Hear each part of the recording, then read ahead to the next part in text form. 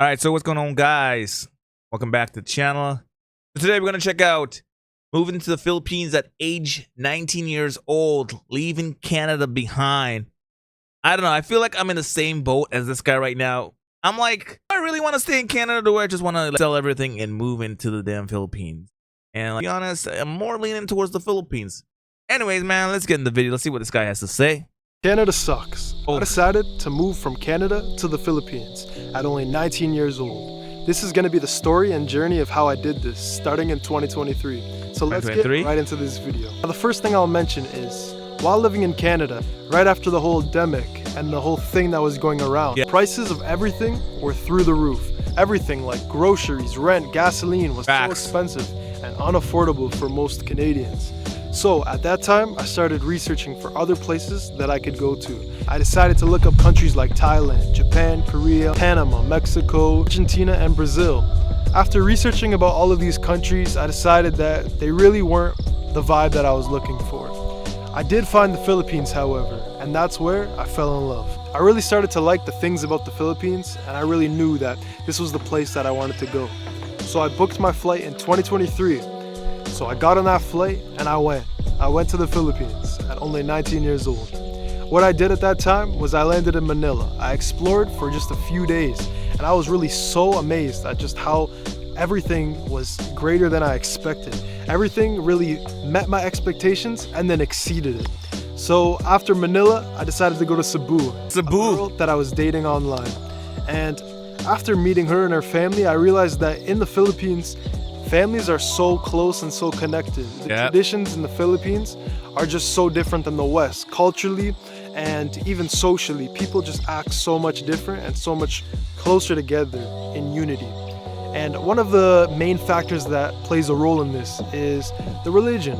Now in the Philippines, the major religion is Catholicism and Christianity.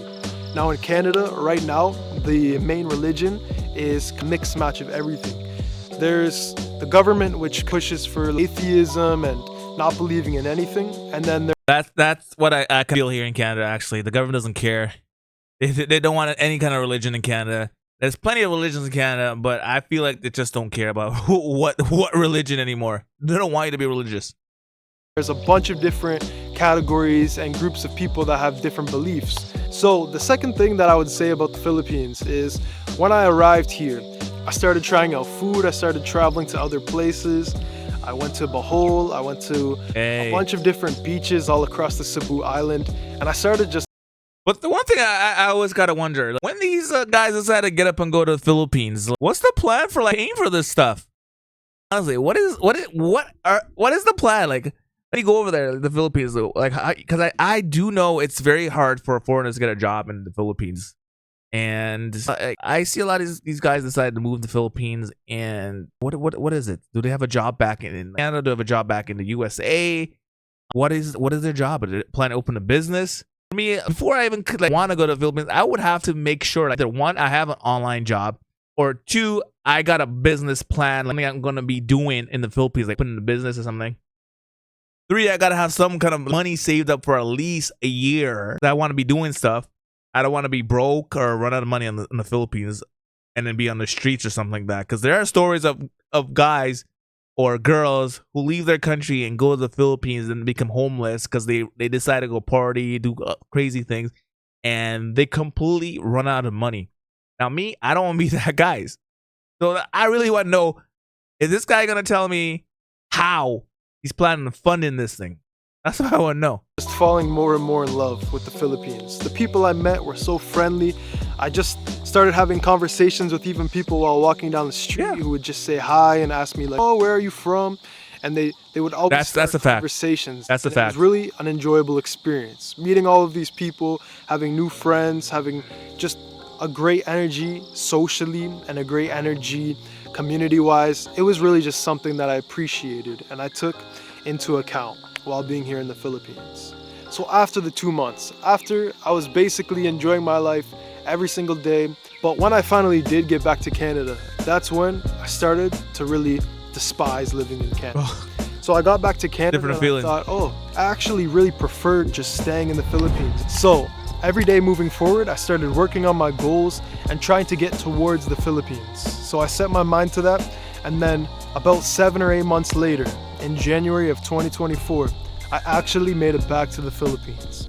Nice. Now, ever since, I've been here for over 6 months, just enjoying my time, spending it with the people who I care about, and finding myself new adventures every single day.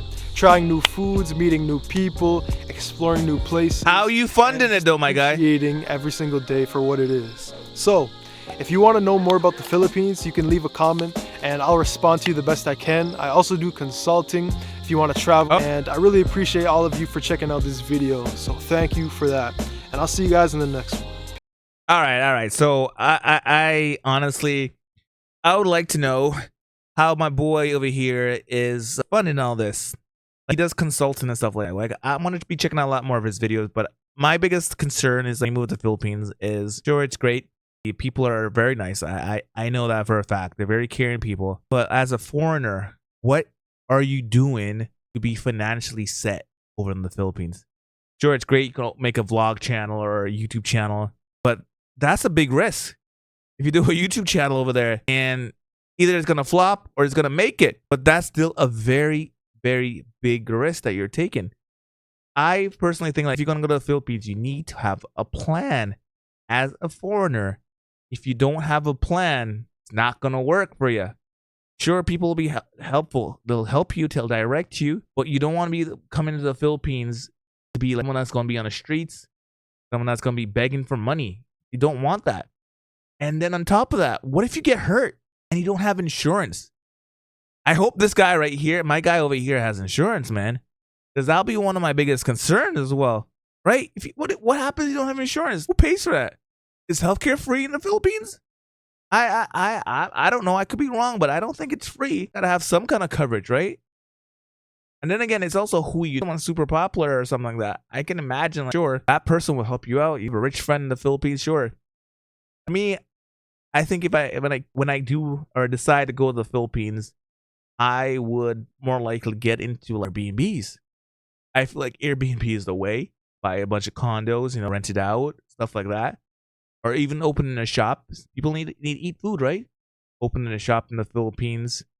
Maybe vlogging in the Philippines. Because I enjoy vlogging. If anybody knows, my true passion, besides just sitting in front of the camera talking to you guys, is to go out there and vlog videos, make content for people to watch.